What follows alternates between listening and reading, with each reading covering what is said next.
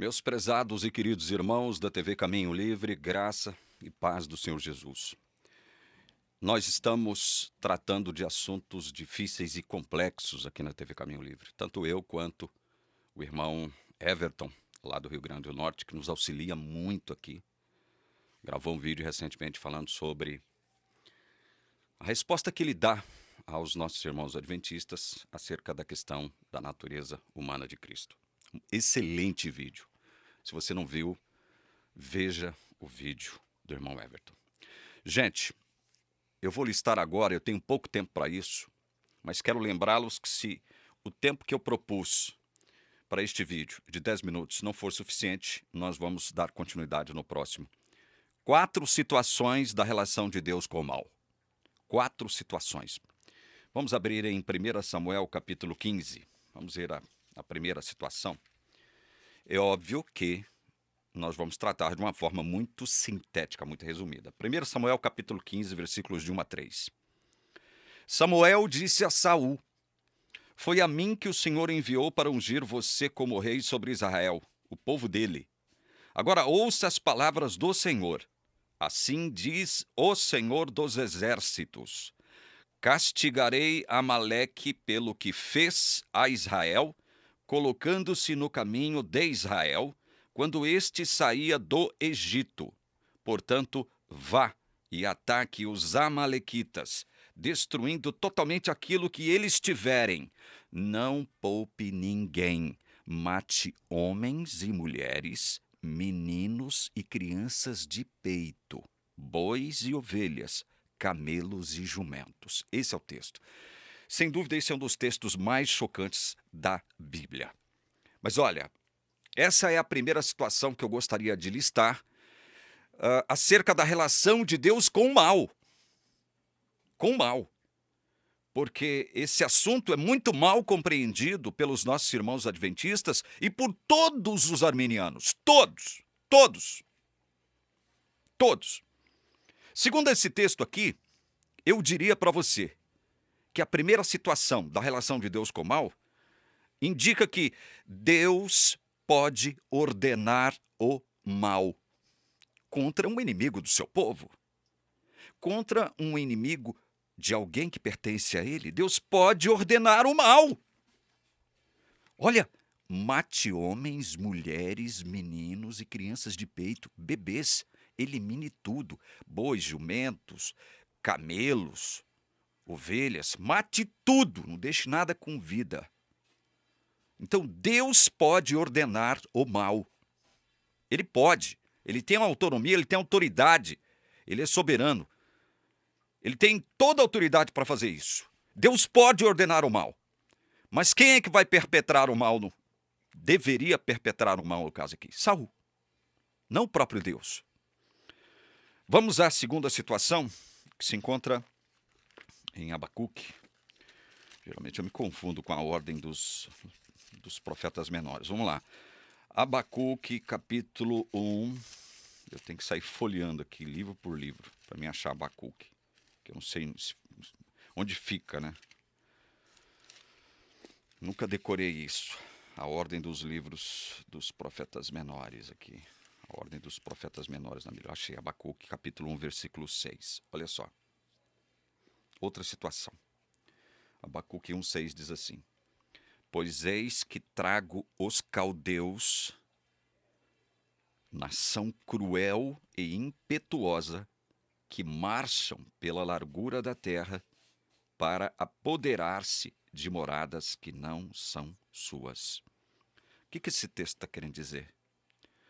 Deus está dizendo que ele tem autoridade e vai trazer Babilônia, os caldeus de um modo geral, para o quê? Disciplinar o seu povo, castigar o seu povo. Produzir o mal contra o seu próprio povo. No texto de Samuel, Deus produz o mal sobre aquele que produziu o mal sobre o seu povo. Agora Deus chama uma nação ímpia e inimiga do seu próprio povo para disciplinar o seu próprio povo, produzir males contra o seu próprio povo. É isso que esse texto está dizendo, Abacuque 1,6. É isso que esse texto está dizendo. Aí, sabe o que é interessante? O mesmo Deus que chama os caldeus para perpetrar males contra o seu próprio povo, em Isaías 51:11, depois que os caldeus vão lá e cumprem o mandado de Deus, mas é óbvio que Deus mesmo não vai agir, ele vai utilizar-se dos babilônios para produzir mal contra o seu próprio povo, destruindo a cidade, o templo, matando muitos, levando muitos cativos para a Babilônia. Foi Deus que chamou a Babilônia para cumprir esse papel. Mas, porém, depois de tudo, Isaías 51:11 diz assim: os resgatados do Senhor voltarão e entrarão em Sião com cânticos de júbilo. Alegria eterna coroará sua cabeça. Ficarão tomados de júbilo e alegria, e deles fugirão a tristeza e o gemido. Ou seja, eu li, é isso mesmo. Veja, Deus ordenou que Babilônia produzisse males contra o seu próprio povo. Mas depois Deus disse que, depois disso, ele produziria uma série de bens, né? Coisas boas entre o seu povo. Esse é o nosso Deus. É um Deus vingador? Sim, mas também é um Deus bom, amoroso. Produziu males contra o seu próprio povo? Produziu. Mas depois voltou a abençoar os remanescentes do seu povo. Então Deus pode usar uma nação ímpia, inimiga do seu povo, para discipliná-lo com males. Vamos para a terceira situação da relação de Deus com o mal. Eu quero ler primeiro Atos 14. Vamos para Atos, capítulo 14. Olha, eu vou terminar esse vídeo, ele vai durar um pouquinho mais de 10 minutos, mas tenham paciência porque o assunto merece, tá? Atos 14, versículos 15 e 16. Vamos lá, rapidinho. Atos 14, versículos 15 e 16. Senhores, por que estão fazendo isto? Nós também somos seres humanos como vocês, sujeitos aos mesmos sentimentos, e anunciamos o Evangelho a vocês, para que se convertam dessas coisas vãs ao Deus vivo que fez o céu, a terra, o mar e tudo que neles há. Nas gerações passadas, Deus permitiu, olha isso aqui, nas gerações passadas, Deus permitiu que todos os povos andassem nos seus próprios caminhos. Deus pode permitir que povos e nações andem livremente em seus próprios caminhos maus. Deus pode permitir. Está aqui, o texto bíblico está admitindo isso.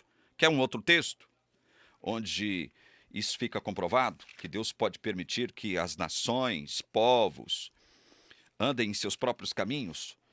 Salmo 81:12 diz assim: assim deixei que andassem na teimosia do seu coração e seguissem as suas próprias inclinações, que são más. A inclinação da carne prende para a morte, diz Romanos capítulo 8, versículo 6. Deus permitiu que seu próprio povo andasse segundo as suas próprias inclinações, que são más. Agora, o texto mais chocante, que indica a mesma coisa, está em Romanos capítulo 1. Rapidinho, vamos para Romanos. Romanos capítulo 1. Vamos ler os versos primeiro 24, 26 e 28, tá? 24, 26 e 28. Romanos 1. Por isso Deus os entregou à impureza, pelos desejos do coração deles, para desonrarem o seu corpo entre si. Deus entregou certas pessoas à impureza, aos seus próprios males. Entregou. Verso 26. Por causa disso, Deus os entregou a paixões vergonhosas, porque até as mulheres trocaram o modo natural das relações íntimas por outro contrário à natureza. Os entregou a paixões vergonhosas, males. Deus entregou. Olha que chocante isso. Verso 28, aí mesmo de Romanos 1. E por haverem desprezado o conhecimento de Deus, o próprio Deus os entregou a um modo de pensar reprovável para praticarem coisas que não convêm. Males. Deus entregou pessoas para praticar os seus males. Então Deus pode permitir que povos e nações andem livremente em seus próprios caminhos. Essa é a terceira situação da relação de Deus com o mal. E a última que nós gostaríamos de apresentar é que Deus pode usar o próprio Satanás e seus anjos para perpetrarem maldades. Vamos para Jó, rapidinho. Jó. Olha, esse vídeo vai ficar um pouquinho maior do que eu me propus, tá? Jó capítulo 1, dos versículos 6 a 12. Num dia em que os filhos de Deus vieram apresentar-se diante do Senhor, veio também Satanás entre eles. Então o Senhor perguntou a Satanás: de onde você vem? Satanás respondeu ao Senhor: de rodear a terra e passear por ela. E o Senhor disse a Satanás: você reparou no meu servo Jó? Não há ninguém como ele na terra. Ele é um homem íntegro e reto, que teme a Deus e se desvia do mal. Então Satanás respondeu ao Senhor: será que é sem motivo que Jó teme a Deus? Não é verdade que tu mesmo puseste uma cerca ao redor dele, da sua casa e de tudo o que ele tem? Abençoaste a obra de suas mãos e os seus bens se multiplicaram na terra. Mas estende a tua mão e toca em tudo que ele tem, para ver se ele não blasfema contra ti na tua face. Então o Senhor disse a Satanás: você pode fazer o que quiser com tudo que ele tem, só não estenda a mão contra ele. Então Satanás saiu da presença do Senhor. Caso clássico de Satanás se sujeitando a Deus, porque Satanás é criatura. E Deus toma a iniciativa de iniciar um diálogo, chamando a atenção de Satanás para o próprio Jó, seu servo. E aí, o diabo vai fazer o quê? Vai provocar Deus. Olha, ele teme o Senhor porque o Senhor deu riqueza para ele, né? Bem-estar, riqueza, tudo de bom, né? Toca de tudo que ele tem para ver se ele não blasfema de ti. Aí Deus permite, olha só, Deus permite que Satanás atue, né, contra Jó, praticando males contra Jó, procurando eliminar os seus bens, aquilo que de mais precioso, do ponto de vista financeiro e econômico, ele possuía. Veja, Satanás teve que se sujeitar a Deus, porque Deus disse assim: olha, só não estenda a mão contra ele. Satanás não pode fazer nada se Deus não permitir. Então Satanás e seus anjos são servos de Deus, sim. Para praticar o mal? Sim. Mas por quê? Deus tem um propósito e às vezes ele não nos revela esse propósito. Ele não nos revela. Jó, capítulo 2, versículos, vamos resumir, de 3 a 7. E o Senhor disse a Satanás: você reparou no meu servo Jó, não há ninguém como ele na terra. Ele é um homem íntegro e reto que teme a Deus e se desvia do mal. Ele ainda conserva a sua integridade, embora você me incitasse contra ele para destruí-lo sem motivo. Então Satanás respondeu ao Senhor: pele por pele. Um homem é capaz de dar tudo o que tem pela sua vida. Mas estende a tua mão e toca nos ossos e na carne dele para ver se ele não blasfema contra ti na tua face. Então o Senhor disse a Satanás: você pode fazer com ele o que quiser, mas poupe-lhe a vida. Então Satanás saiu da presença do Senhor e feriu Jó com tumores malignos, desde a planta do pé até o alto da cabeça. Jó, pessoa justa, santa, reta, boa, tinha um problema com Jó. Ele era legalista, mas era uma pessoa de Deus, era um escolhido de Deus. Deus mais uma vez chama a atenção de Satanás para Jó. Viu como ele não blasfemou de mim? Aí Satanás se virou para Deus e disse: então, toca na pele dele então. Satanás sugeriu Deus, pediu para Deus fazer, toca na pele dele. Aí Deus o que diz? Você pode fazer com ele o que quiser, mas poupe-lhe a vida. Deus permitiu que o diabo fizesse um mal contra o seu servo, que era justo, reto e bom. Mas deixou claro: olha, você não pode tirar a vida dele. A vida dele pertence a mim. Então Satanás obedeceu a Deus. Satanás e seus anjos também são servos de Deus para cumprir os seus santos propósitos, inclusive com relação ao mal. Será que vocês, meus irmãos adventistas, será que vocês não percebem isso que a palavra de Deus está dizendo? Isso aqui não denigre o caráter de Deus. Vocês ficam enciumadinhos, todo, sabe, ouriçadozinhos, dizendo que nós, com a nossa teologia, nós corrompemos o caráter de Deus, nós manchamos o caráter de Deus, porque nós atribuímos a Deus maldade. Deus não é mau, mas ele tem um propósito com o mal. Ele tem, porque senão ele não criaria todas as coisas. 2 Samuel 24:1. Eu preciso terminar, já que eu ultrapassei meu tempo. Vamos para 2 Samuel 24:1. 2 Samuel 24:1. Mais uma vez a ira do Senhor se acendeu contra os israelitas. E olha isso aqui, gente. E ele incitou Davi contra eles, dizendo: vá e levante o censo de Israel e de Judá. Veja que aqui em Samuel, o profeta está dizendo que Deus incitou Davi contra o próprio povo, dizendo: vá e levante o censo de Israel e de Judá. Veja, aqui em Samuel, o profeta diz que foi Deus que incitou Davi. Abram 1 Crônicas 21. 1 Crônicas capítulo 21, verso 1. Então Satanás se levantou contra Israel e incitou Davi a levantar o censo de Israel. É uma contradição bíblica? Em Samuel, o profeta diz que Deus incitou Davi. Aqui em 1 Crônicas, o texto diz: então Satanás se levantou contra Israel e incitou Davi a levantar o censo de Israel. Há uma contradição na Bíblia? Não, não há. Como é que a gente pode entender isso aqui? Deus incitou Davi a levantar o censo por meio de Satanás. Porque o próprio Deus não tenta ninguém. Ele não tenta, Tiago diz isso. Ele não tenta ninguém. Agora, ele se utiliza das suas criaturas para produzir o mal, quando ele precisa produzir o mal, por algum motivo, por algum propósito, que às vezes só ele sabe, só ele conhece. Alguns propósitos de Deus com relação ao mal nos foram revelados. Nós vamos ver isso aqui no próximo vídeo. Mas nesse caso aqui, está claro, Deus incitou Davi por meio de Satanás. Satanás, então, e seus anjos são servos de Deus. Eu estou citando somente alguns versículos, eu poderia citar outros tantos aqui, para mostrar que Deus pode usar o próprio Satanás e seus anjos para perpetrarem maldades.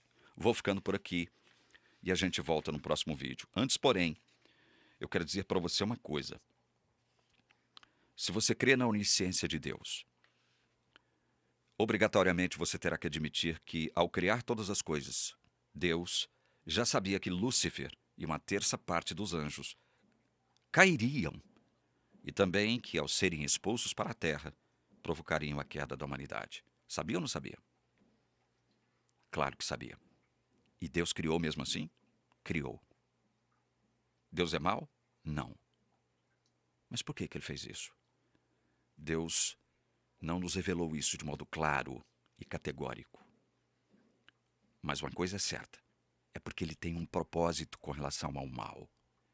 Deus, então, pré-ordenou o mal. Porque senão ele não poderia pré-ordenar o evangelho eterno. Evangelho é salvação de pecados, é salvação do mal. Como é que Deus elabora um plano de salvar o homem, mas não tem do que ele ser salvo? Vocês estão entendendo? Então Deus, o mesmo Deus que pré-ordenou a existência do mal na terra, por uma razão que só ele pertence, também pré-ordenou o evangelho eterno, a salvação, por meio de seu filho. E nós estamos discutindo isso aqui, tá? Vou ficando por aqui. No próximo vídeo a gente vai dar continuidade a esse assunto. Que Deus abençoe você em nome de Jesus. Amém.